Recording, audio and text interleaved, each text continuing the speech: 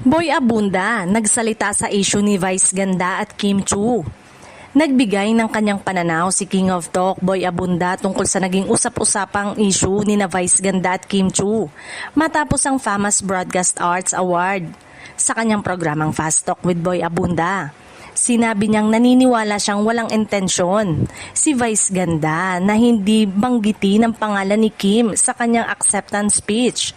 Ayon kay Boy, isa sa pinakamahirap na bahagi ng pagtanggap ng award ay ang pagbibigay ng acceptance speech dahil sa matinding kaba at emosyon. Aniya, kahit gaano pa karaming beses nang nakatanggap ng parangal ang isang tao, hindi nawawala ang nerbiyos na maaaring maging dahilan upang may makalimutang pasasalamatan. Iginiit din niya na mahalagang tignan ang atensyon at intensyon ng isang tao bago ito husgahan. Para kay Boy, kilala ng publiko ang magandang samahan ni na Vice Ganda at Kim Chiu kaya hindi siya naniniwalang sinadya na ang kabogable star na iwan ang pangalan ng kanyang co-host.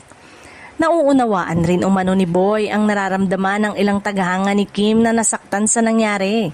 Gayunpaman, sinabi niyang may mga pagkakataong nagkakamali ang isang tao dahil sa pressure ng sitwasyon at hindi dahil sa masamang hangarin. Aniya, maging sa malalaking international award shows ay may mga awardee ring nakakalimutang banggitin ang mahalagang tao sa kanilang buhay. Sa huli ay hinikayat ni Boy Abunda ang publiko na maging mas maunawain at huwag agad magbigay ng negatibong interpretasyon sa mga ganitong sitwasyon.